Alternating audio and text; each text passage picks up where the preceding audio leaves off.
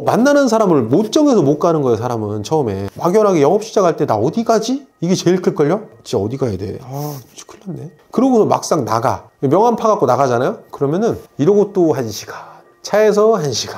왜? 갈 곳이 없으니까. 근데 봐봐요. 내가 좁혀갖고 난 공장 사장만 만날 거야. 근데 식품업 사장만 만날 거야. 갈 곳 생겼잖아. 식품업 이거 가면 되잖아. 갈 곳이 생겼을 때 그때는 실행력이고, 그때부터는 생겼는데 안 가면 영업 때려쳐야지.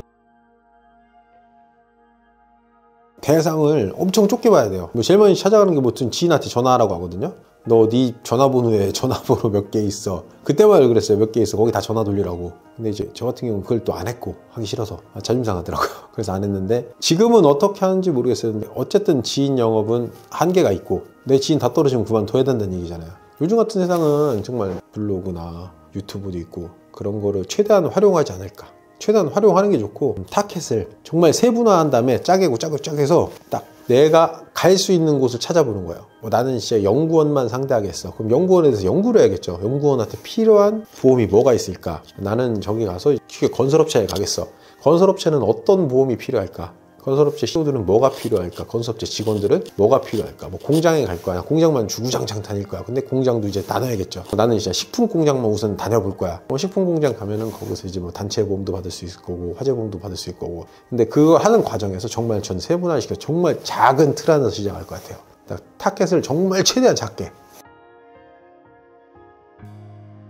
보험이란 게 막연하거든요. 누구한테 갈지를 몰라요. 그럼 이제 공부를 하는데 어떻게 공부할지를 몰라요. 뭐를 공부해야 될지. 그럼 이제 그냥 막연하게 보험이라는 분야가 엄청 넓은데 다 공부할 수는 없어요. 처음 시작하는 분들은 그거 다 배우려면 언제 걸려요? 바로 못 하거든요. 그러면은 내가 진짜 갈 수 있는 곳, 만날 수 있는 사람을 한번 생각을 해보고, 그 다음에 최소한의 범위로 줄이는 거예요. 그럼 그거에 대해서만 먼저 공부하면 되잖아요. 최소로 줄이고 나면은 갈 곳이 정해지잖아요. 갈 곳이 없어서 못 가는 건데 갈 곳을 정하고 가는 건 많이 틀린 거예요. 내가 갈 곳을 정하면은 그때부터 이제 움직이면 되는 거죠. 그리고 이제 그거에 대한 준비를 하면 되죠. 이 사람한테 난 추천할 상품들이 있을 거 아니에요. 그것만 주구장창 파고 가는 거예요. 어쨌든 처음이니까. 그리고 누굴 만나든 실수해요. 처음에는.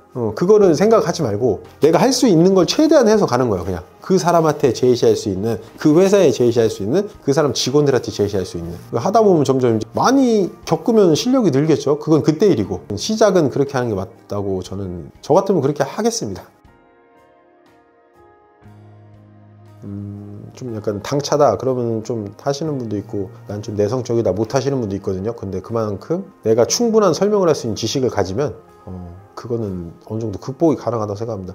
내가 정말 이 사람한테 만났는데 이 사람이 질문하는 거에 대해서 대답을 조금 미적거린다든가, 내가 대답을 못 한다든가, 그런 상황이 나올까 봐 걱정을 하는 거거든요. 내가 대답을 못하면 어쩌지라는 걱정을 하는 거예요. 근데 대답을 할 수 있게끔 공부를 하면 돼요. 근데 이제 공부를 안 하고선 영업을 하려니까, 이게 영업하시는 분들 단점이 뭐냐면 우선 접근성이 너무 쉬워요. 쉽게 시작을 할 수 있어요. 그러니까 쉽게 보고 하는 거예요. 근데 이제 내가 파는 물건이 뭔지 정도는 알고, 이 물건의 장단점 정도는 알고, 이 사람한테 왜 필요한지 좀 설명을 할 수 있고, 이거를 했을 때 이 사람이 뭐 장점도 있을 건데 불만족이 생길 수도 있어요. 근데 이제 단점은 뭔지 정도는 알고 있어야 그 사람이 단점에 대해서 물어봤을 때 대답을 하죠. 근데 그 정도 준비가 안 되고 가니까 부러지고 깨지고. 근데 이제 결국은 나한테 질문을 던져보면 알아요. 너 가서 얘기할 만큼 준비했어? 공부했어? 숙제했어? 안 했거든. 그러니까 못하는 거지.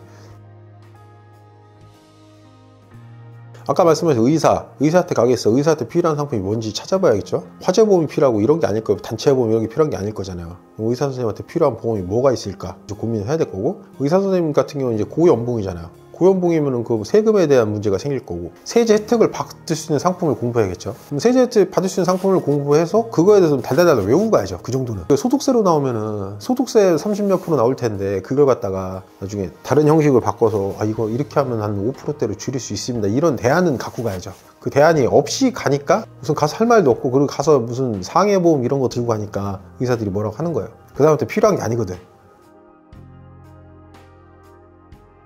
보험을 파는데 보험이 필요한 이유가 있어야 될 거 아니에요. 근데 막 가입시킬 수 있어. 이 사람 연금도 없네, 연금도 가입시켜. 뭐 생명보험도 없네, 가입시켜. 그리고 이 사람 뭐 이거 일당이 좀 부족하네, 안보험이 없네, 그래갖고 한 60, 70만 원 가입시켰어. 근데 그 사람 200만 원 벌어. 그거 말이 안 되잖아요. 그러니까 결국은 경제 속 수준에서 제일 필요한 거, 이 사람 200만 원 버는 사람한테 최소한에 그럼 의료 실손보험이라도 가입하세요. 사정이 좋아지면 그때 추가 가입을 하세요. 그렇게 하고 잘라줘야죠. 근데 그걸 갖다가 이제 가입을 시키니까 나중에 해지가 나와요. 유지를 못 하는 거예요. 유지할 수가 없죠. 200만 원 버시는 분이 60, 70만 원을 가입시켜. 말 정말 잘하시는 분들 많아요. 그래서 말로 가입은 시켜요. 근데 그건 남한테 피해 주는 거잖아요. 피해 주면서 살면 안 되죠.